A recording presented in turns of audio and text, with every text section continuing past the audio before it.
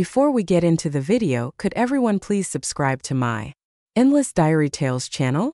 Thank you so much. Before the holiday, my best friend received an anonymous box of cakes. She not only firmly believed that it was from her admirer, but also scanned the code on the card inside the box and won a grand prize of $5 million. I told her it was fake and advised her not to believe it. A month later, she lost her job and lay at home all day watching videos of others winning $5 million in cash. From then on, she resented me. She arranged to meet me, cornered me on a cliff, gritted her teeth and said, "If it weren't for you, I would be rich now. I wouldn't have to live miserably, counting every penny like this. The moonlight and the night scene are all ruined because of you. You deserve to die." She pushed me off the cliff. I fell into the sea, disappearing without a trace. But this time I came back to life. I returned to the day before the holiday. "Luna, do you think this box of cakes was sent by someone who secretly likes me? Oh, there's even a lottery ticket inside." The familiar voice of Jasmine rang in my ears. I held her for a moment, glancing around. Only when I saw the familiar scene before me did I realize that I had been reborn in my previous life. Just like now, we were sitting in a park not far from a courier station. Back then, she scratched the lottery ticket and won the grand prize of $5 million. She was about to scan the code to join the prize group, but I stopped her. I was worried and advised her to be cautious. I searched for information online and told her that cakes from unknown sources were often scams. "If you scan the code, your money might be stolen," I said after showing her an article online. She was moved and hugged me, thanking me profusely. "Luna, thank goodness for you. Otherwise, I would have fallen for it. I'll throw this cake away right now." But I didn't expect that a few days later, she would come to my house demanding I compensate her $5 million. She blamed me for her unemployment, heartbreak, and all the misfortunes in her life. Later, she pushed me off the cliff without hesitation. After I died, my soul didn't dissipate. I discovered that she was even more malicious than I thought. My death was ruled an accident, and Jasmine pretended to be injured while saving me. My parents adopted her as their daughter. She got close to them, swindled their retirement savings, and left them homeless, begging on the streets until they died with their eyes wide open. Thinking of this, anger surged within me. I looked at Jasmine, who was busy scratching the lottery ticket, trying to stay calm. Suddenly, a scream rang in my ears, making them ache.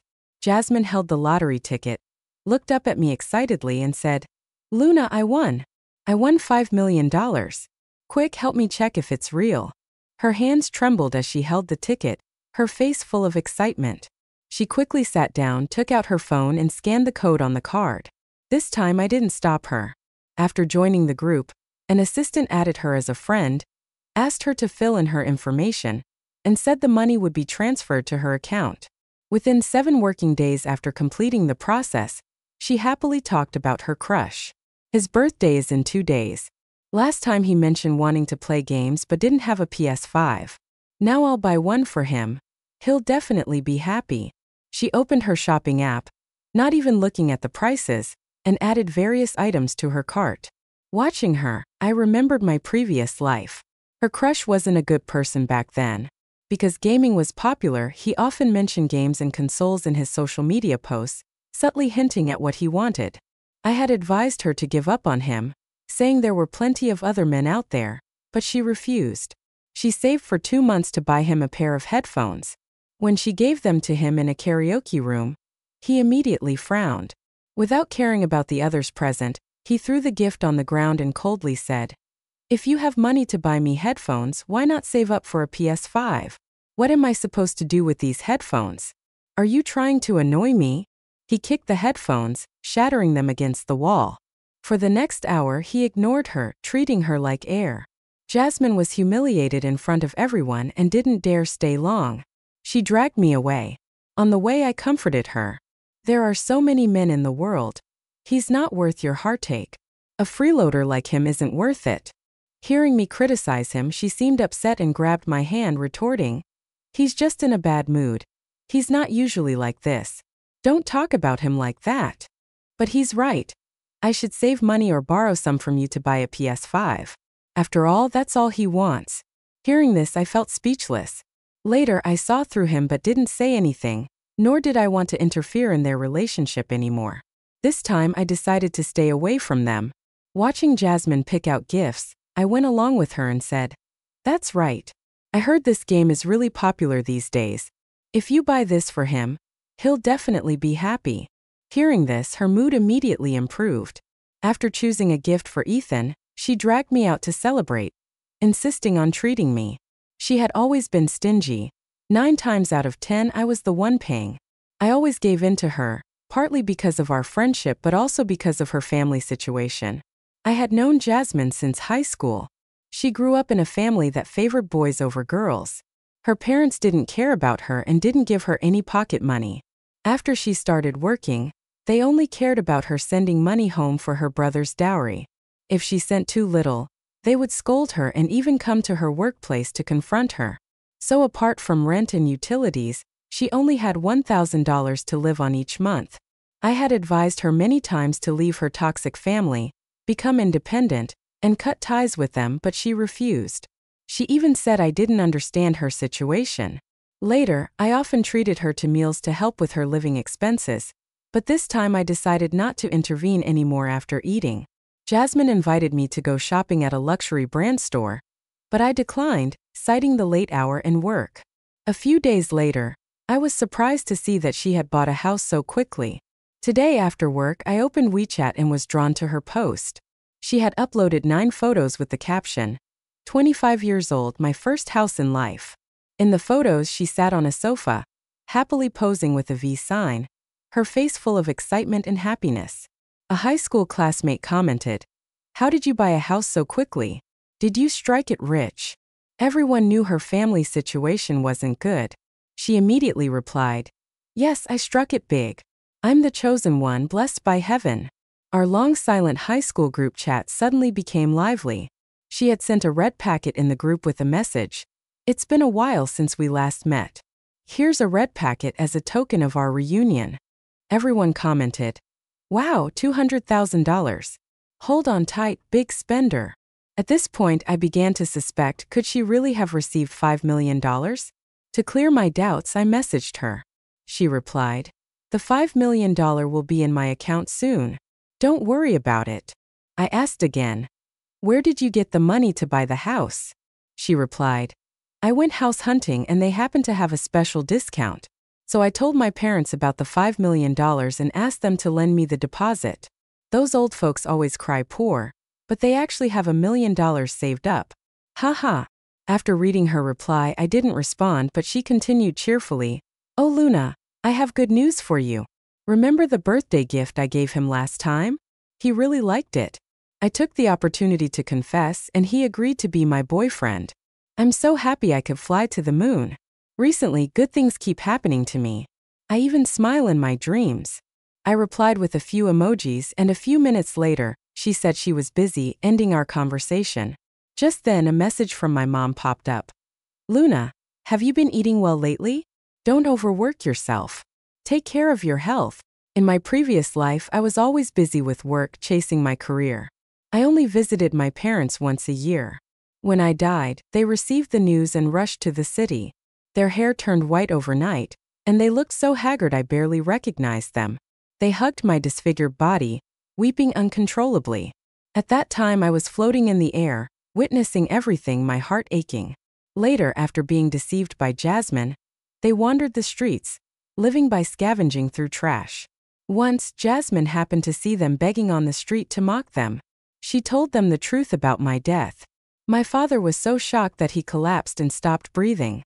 At that moment I wanted to kill Jasmine, but unfortunately, I was just a helpless soul.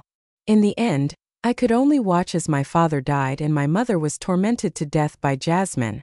Seeing my mom's message, my eyes turned red. I called her immediately. Hearing her voice on the phone, I couldn't hold back my tears. Her gentle voice came through the line. "Luna, it's so late. Why are you calling? Is something wrong? How's work?" I choked up and replied, "I'm not busy anymore, Mom. After this week, I plan to quit my job." My mom anxiously asked, "Quit your job? Did something happen? If you've been wrong, tell us. We'll stand up for you." Then my dad's voice chimed in, "Daughter, why do you sound like you're crying? Is someone bullying you? Tell me. I'll book a ticket and come to you right away. I interrupted them. No, Dad. I just miss you. I want to find a job closer to home so I can be with you.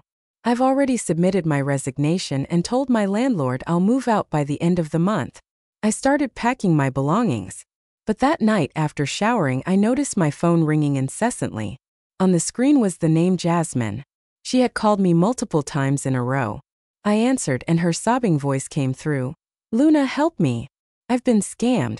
The police came to my house and said the group I joined is a scam. What should I do?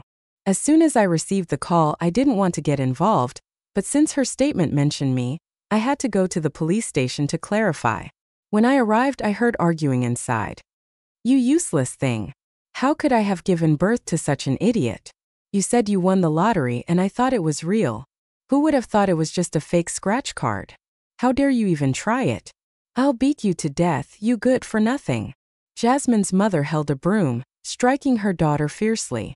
Her father stood behind, grabbing her and adding a few slaps. Within seconds, her face was swollen and bruised. The police quickly intervened, urging everyone to calm down. But Jasmine's father shouted, "How can we calm down? The money we saved our whole lives has been spent on this house. Now we don't have a penny left. When we can't pay the debt, where will we get the money to cover it?"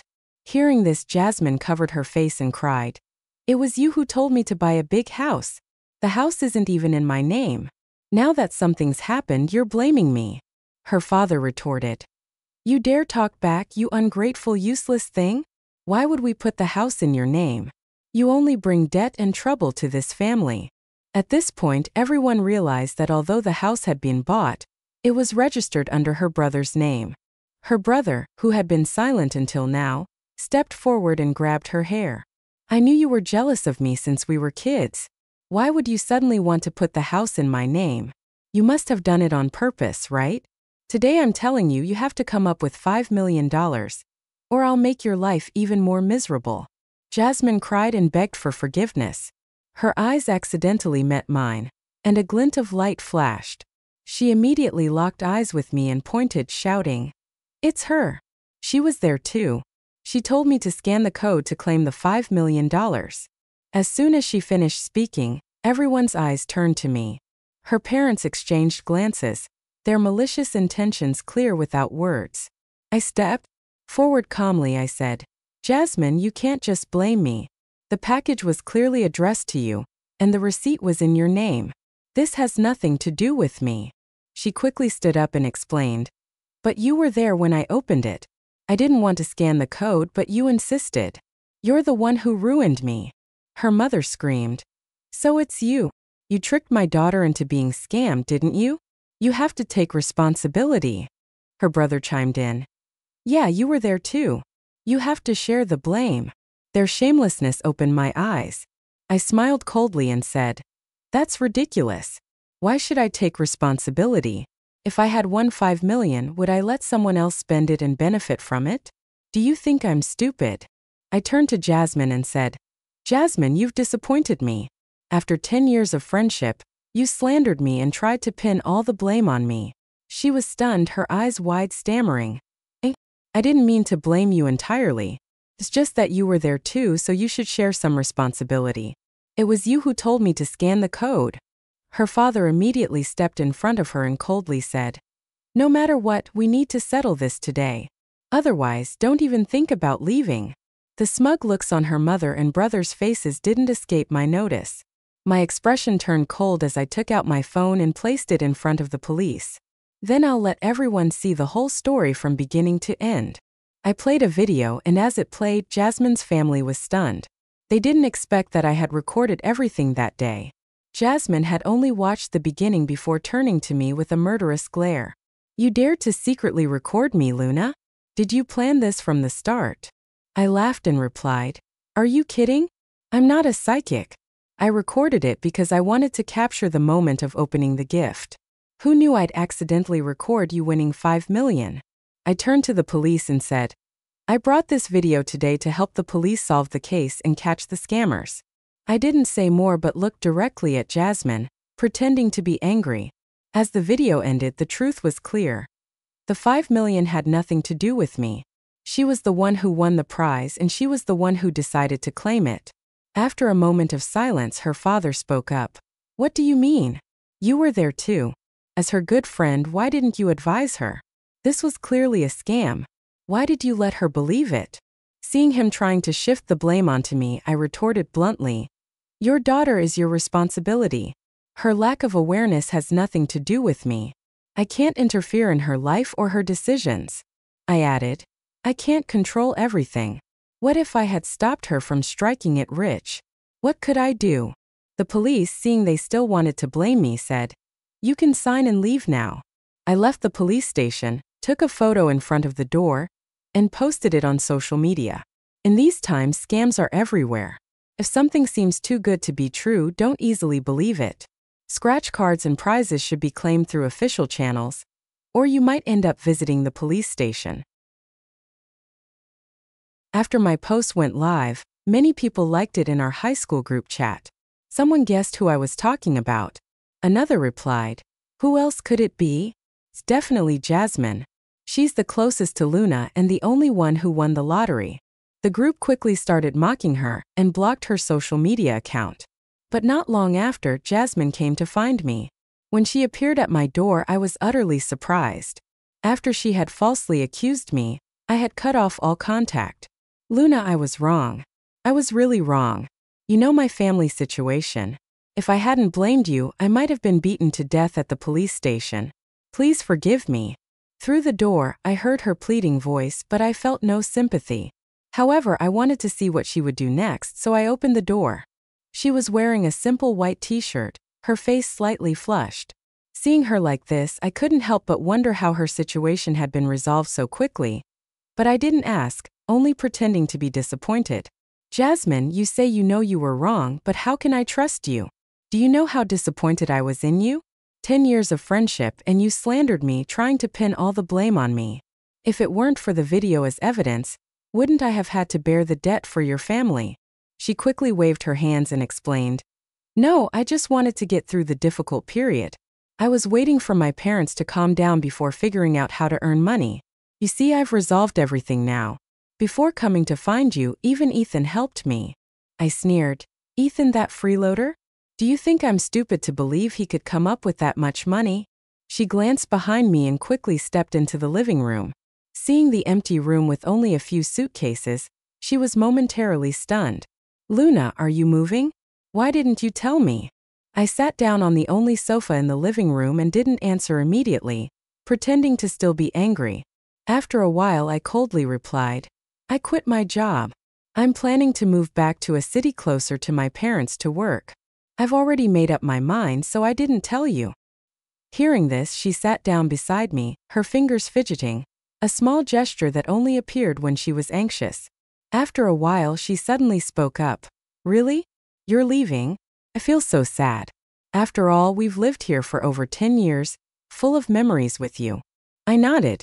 She continued, Luna, since you're leaving, I'm really sad. How about we go on a trip together one last time as a final memory of being together?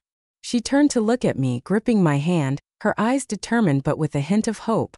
The warmth from her hand reached me, but I only felt a chill in my heart. I thought the moment had finally come. My heart was cold, but I forced a faint smile. All right, I'll go along with you one last time. Let's take a trip together. In truth, I could have refused, but thinking of my previous, I was worried for my family if Jasmine targeted my parents again and history repeated itself. What would I do? I had no choice but to go along with her, biding my time to act accordingly. After agreeing, I immediately booked plane tickets in a hotel. Unlike in my previous life, this time we would go to Thailand. The change in location made me feel more at ease. After seeing her off, I quickly packed a few essentials. The next morning, I took a taxi to the airport, but when I arrived, I was stunned to see Jasmine. I hadn't expected her to bring her boyfriend along. Luna, I'm sorry I forgot to tell you. Ethan also has a business trip in Thailand, so I booked tickets and a hotel for him too. Having a guy with us will make the trip safer. You don't mind, do you? I smirked coldly and nodded, then followed them to check in. During the flight, we chatted casually. After arriving at the hotel in Thailand, we each got our own rooms. In the afternoon, we had a lavish seafood dinner and had a great time. While eating, Ethan suddenly suggested, "Tonight, let's go to a bar." I immediately declined. That's not a good idea. Those places are full of all kinds of people and I don't drink. It's easy to lose control, and it's probably expensive too. Jasmine laughed and hooked her arm around mine. Don't worry about the money.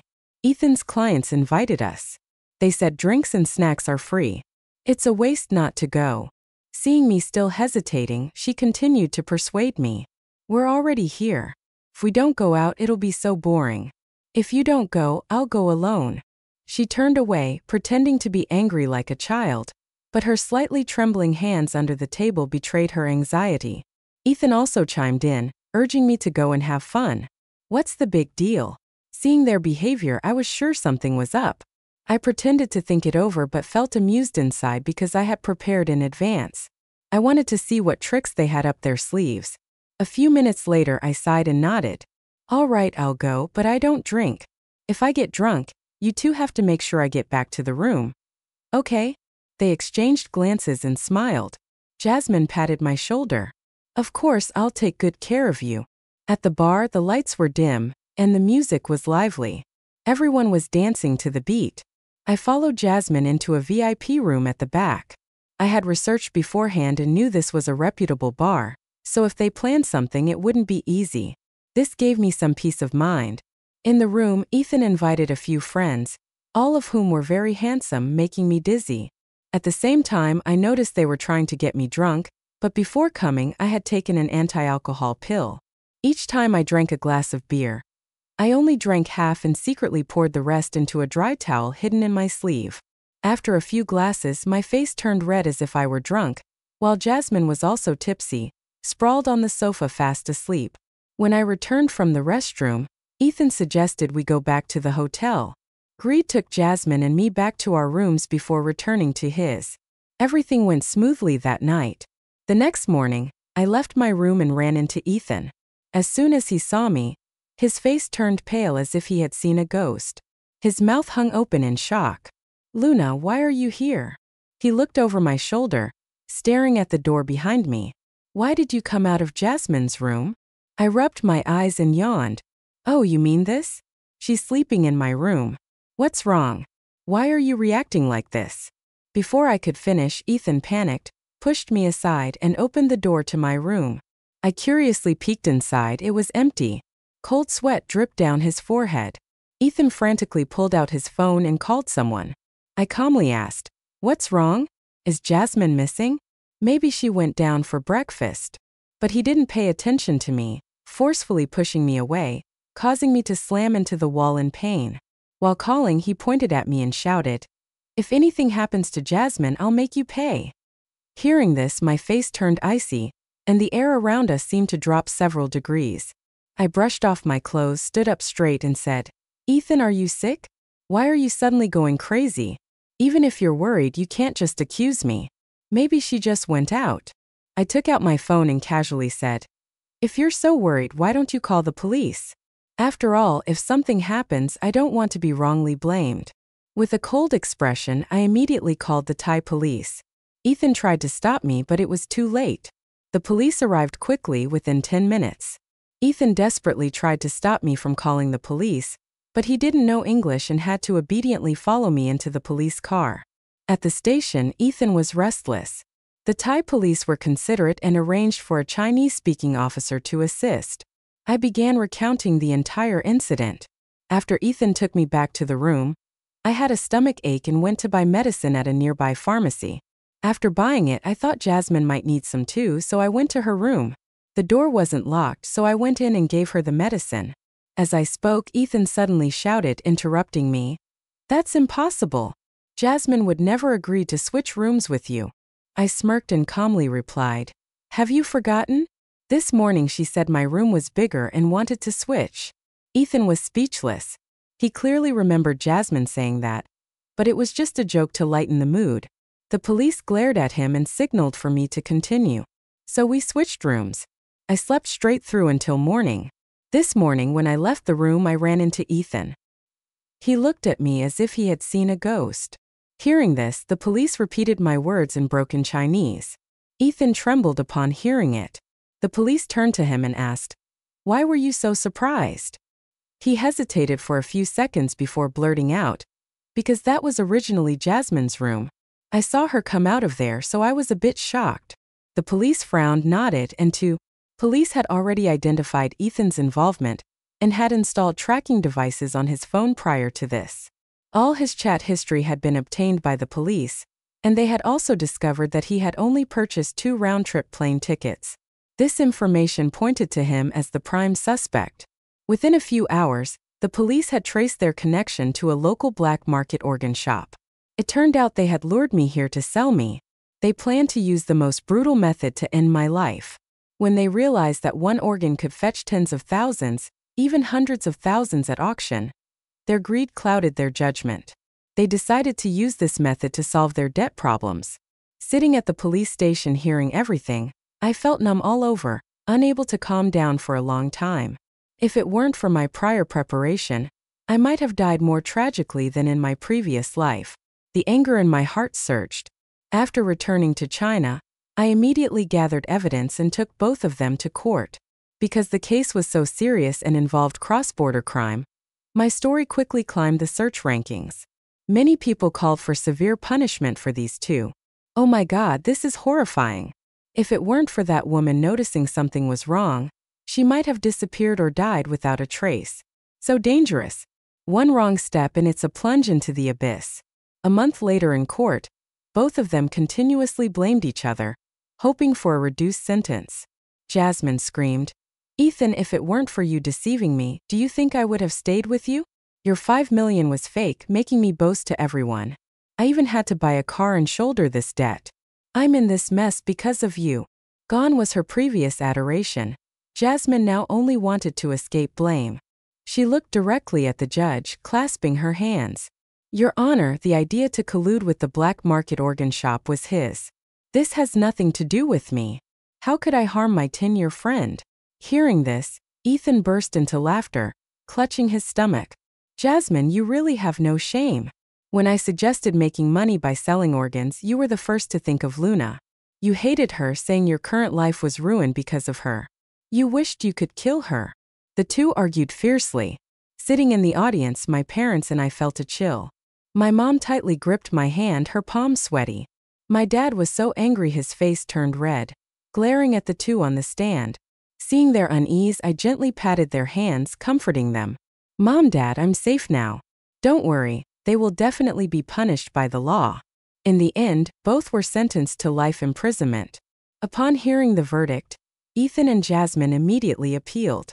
Jasmine even used her family situation to plead for mercy. "I grew up in a family that favored boys over girls. Because of the debt, I was forced into this path. It was life that turned me into a monster. I was born unlucky. I didn't want to become a monster, but everyone forced me." The online community didn't sympathize with her defense. Many refuted. "Please don't use your family situation as an excuse. You're simply a monster. My family wasn't great either, but I chose to be independent and break free. Now I have a good life and a happy new family. Don't use your circumstances to justify your crimes." Her appeal was rejected, and the court upheld the original sentence. After the trial, my parents and I finally breathed a sigh of relief. I had truly changed my fate. More importantly, my parents and I were still alive. Jasmine's parents also had to pay the price. They were labeled as a family that raised monsters. No one wanted to marry her brother, and he was burdened with debt. My high school classmates, hearing the story, sent messages of comfort. No one expected that the introverted, shy Jasmine would take such an extreme path. Someone asked, "If it weren't for the scam, if there hadn't been the $5 million, would things have been different?" I pondered and typed a reply. If it weren't for this scam, what about next time? Human greed is terrifying. Future challenges will only increase, not decrease. All we can do is stay true to ourselves. Others' choices have nothing to do with me. I respect their fate. I won't interfere in others' karma. I just hope everyone stays healthy, lives long, and remains optimistic and positive. Someone laughed and added, "We should also care about our loved ones. Otherwise, we'll invite endless trouble." Everyone chatted and joked, discussing life and how time flies. Everyone had new families and jobs. After that, I decided to move back to my hometown, bidding farewell to the city.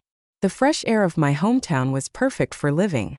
I adopted a dog and occasionally helped my parents with farm work. I also started a live stream channel selling the fruits and vegetables we harvested each year online. A friend who had contacted me before, thinking I was stuck, asked why I had given up life in a bustling city. They even said they admired my courage. I simply replied, because I've reflected on my life and realized that the most important thing to me isn't money, a glamorous appearance, or expensive handbags. The most important thing is family. There was a time when I worked hard and strived alone, but in the end I had nothing. So this time I decided to return to my parents. After hearing this, my friend didn't reply. My life continued. I forgot the pain of my previous life and started a completely new journey.